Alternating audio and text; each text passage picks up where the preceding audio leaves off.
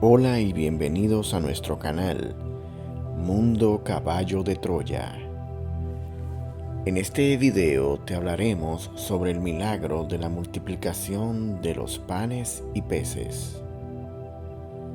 Según los relojes de la cuna o nave con la que los pilotos norteamericanos viajaron al pasado, ese 30 de marzo del año 29, el sol dio su acostumbrado portazo a las 17 horas 49 minutos y 16 segundos de un supuesto tiempo universal. Por la mañana temprano, el Maestro Jesús dio su acostumbrado paseo, pero en esa ocasión regresó antes de lo habitual. Algo sabía, algo preparaba. Eliseo lo notó especialmente alegre. Bromeaba con todos y por todo. Al acercarse a Felipe, preguntó: ¿Qué comeremos hoy? El intendente señaló una cesta de esparto y lamentó. Pan duro y pescado curado. Dudó unos segundos y añadió: No sé si llegará para todos. Se refería a los 13. Eliseo disponía de su propia comida. ¿Por qué? Indagó Jesús. Felipe se aproximó a la cesta y contó las hogazas de pan, así como las tilapias. 5 panes y 2 peces. La pieza de pan era negra y dura como una piedra. Podía pesar 1 kilo. Las tilapias no eran muy grandes. Pedro, que asistía a la conversación, apuntó. Y aún falta la cena. Felipe intervino de nuevo Olvidaba el arroz. y señaló un puchero. Puede que contuviera un par de kilos de arroz crudo. En eso se acercaron Andrés y Mateo, y el rabí, sin perder la sonrisa, como si de una broma se tratase, interrogó al jefe de los discípulos. ¿Qué vamos a hacer con esa multitud? No tienen que comer. Se miraron desconcertados, y Jesús tomó el puchero de arroz, lo levantó y exclamó divertido: Creo que tenéis un problema. Maestro, pensamos que deberías despedir a esa gente. ¿Por qué? ¿No podéis alimentarlos vosotros? Felipe estaba perdiendo la paciencia que le quedaba, y arremetió: Maestro, estamos en mitad de la nada. ¿Dónde compramos la comida? Marchamos a Saidán. Ni con 200 denarios nos apañaríamos. Jesús escuchaba en silencio, cada vez más divertido. Por supuesto que sabía lo que estaba a punto de ocurrir. Andrés se puso del lado de Felipe, pero el Hijo del Hombre no cedió y continuó insistiendo. Tenéis un problema. Jesús cambió de actitud, se sentó en la hierba y solicitó que le trajeran la cesta y la olla con el arroz. Su rostro prescindió de la sonrisa y el viajero del tiempo observó cómo se iluminaba. Algo iba a suceder. Felipe y los gemelos de Alfeo arrimaron la canasta con el pan y los peces, así como el arroz. Y Jesús dijo: Ordenad a la gente que se siente en la hierba. Que lo hagan en grupos de 100. Y que nombren un jefe para cada grupo. Los discípulos se miraron sin comprender y se hizo el silencio. ¿Qué pretendía el rabí? Cuenta Eliseo que en esos instantes supo lo que iba a ocurrir, y él, que no tenía los nemos ni la vara de Moisés, instrumentos con artefactos tecnológicos para medir tal portento. El Galileo entonces se dirigió a Andrés y repitió: En grupos de 100. A continuación tomó uno de los panes, entornó los ojos y alzó el rostro hacia el azul infinito del cielo, y el rabí guardó silencio durante medio minuto. Aquellos hombres, desconcertados, no sabían qué pensar. ¿Qué hacía el maestro? ¿Por qué oraba? ¿O no estaba rezando? ¿Qué pasaba con aquel pan? Era la única comida. ¿Se disponía a entregarla a los 5,000? Pero el Hijo del Hombre sabía lo que estaba haciendo. Jesús dio las gracias al Padre Azul. Lo hizo 5 por 5, alto y claro, de forma que todos pudieran oírle. Después partió la hogaza. Mejor dicho, lo intentó. El pan, como decía Eliseo al principio, estaba duro como una leña. Y lo intentó por segunda vez. No había forma. El rabí entonces abrió los ojos y rectificó. Tenemos un problema. Nadie comprendió. Finalmente, con no poco trabajo, el maestro logró partir la hogaza, la besó y fue a entregar las 2 mitades al asombrado Andrés. El silencio regresó al grupo.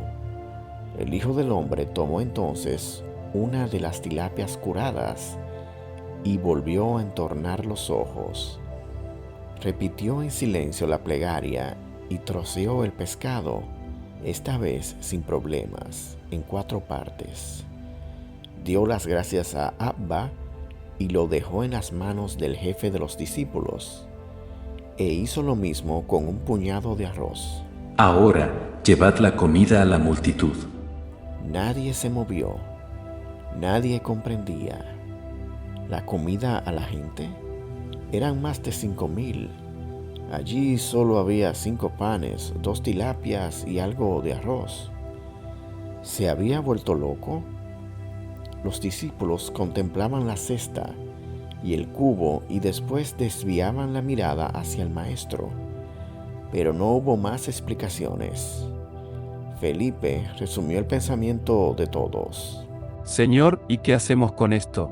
El Hijo del Hombre, comprendiendo el desconcierto de su gente, replicó con una sonrisa y con 2 palabras, al tiempo que batía palmas.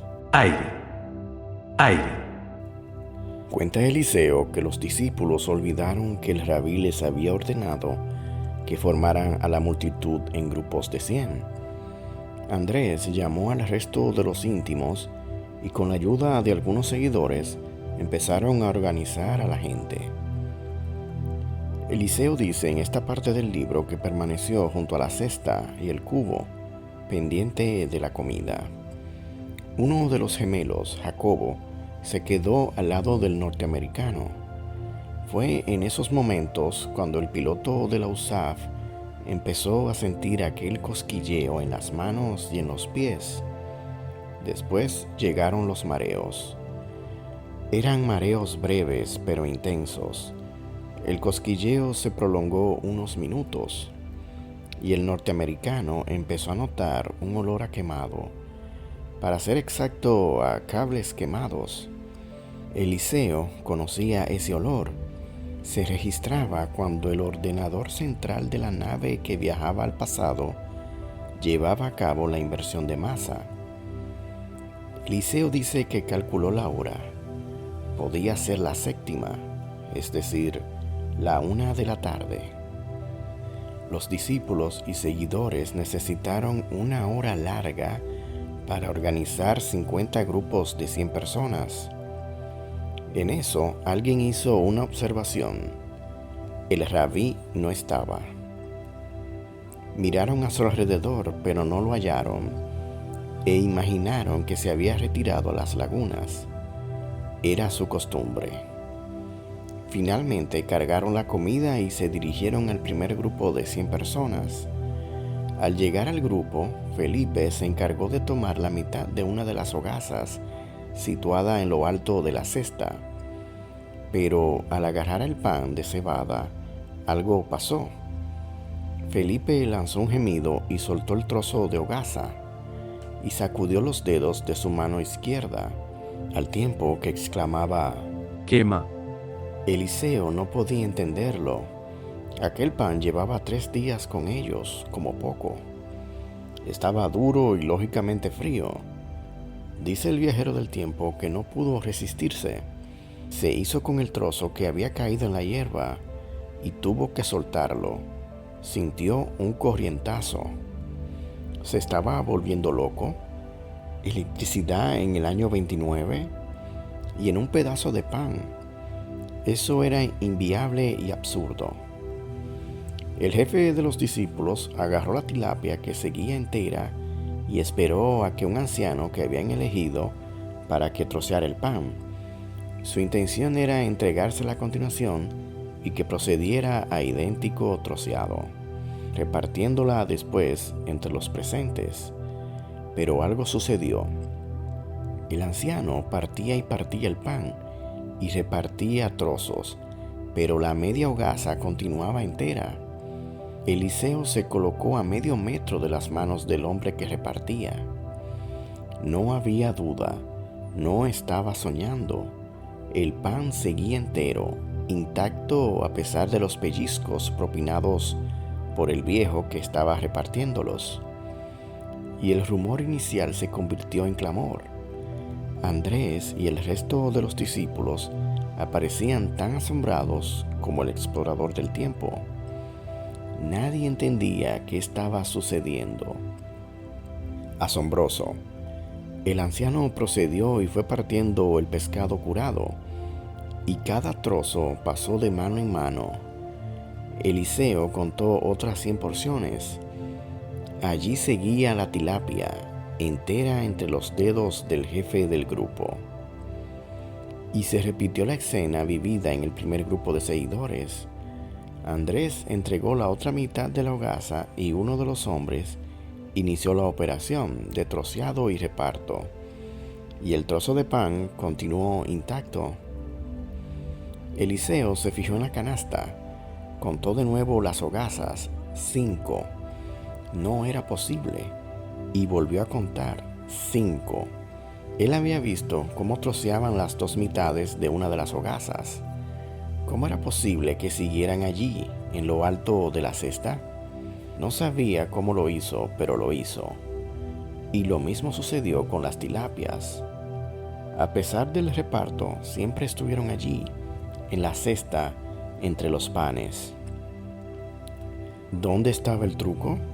No fue capaz de descubrir la trampa. Cada vez que Andrés tomaba una hogaza o un pescado en lo alto de la cesta, aparecía el pan o la tilapia que el jefe de los discípulos mantenía entre las manos. El reparto se prolongó durante 3 horas. La gente estaba perpleja y feliz. Todos comieron. Al terminar, Eliseo intentó racionalizar lo ocurrido. Empeño inútil. Según sus cuentas, fueron repartidas 1000 hogazas de pan y 1250 peces. En total comieron 5193 personas. El 40% aproximadamente fueron mujeres. Se recogieron 12 canastos con las sobras, más la cesta original, 13. En Cábala es el símbolo del amor eterno. En esta parte del libro, Eliseo dice que no fue capaz de hallar una explicación medianamente lógica y científica. Si cada hogaza contenía trillones y trillones de átomos en movimiento, girando a 1.015 hercios por segundo, ¿cómo pudieron ser materializados? ¿Qué clase de fuerza o poder es capaz de algo así? Además, la sustitución tuvo que ser efectuada en periodos de tiempo imaginablemente cortos, de forma que el ojo humano no fuera capaz de captar la reaparición del pan o de la tilapia. La gente que acompañaba al maestro, como llamaba Jasón a los ángeles, tuvo que trabajar en tiempos tan reducidos como el atosegundo, 1/trillonésima de segundo, mucho menos que un parpadeo. Y una idea quedó flotando en la mente de Eliseo. ¿Fue manipulado el tiempo? Muy posiblemente. El olor a cableado eléctrico era una pista. Con esto hemos terminado el video. Si te ha gustado, no dudes en suscribirte a nuestro canal, dar un me gusta comentar en el mismo, pero muy sobre todo compartirlo en tus redes sociales. Muchas gracias.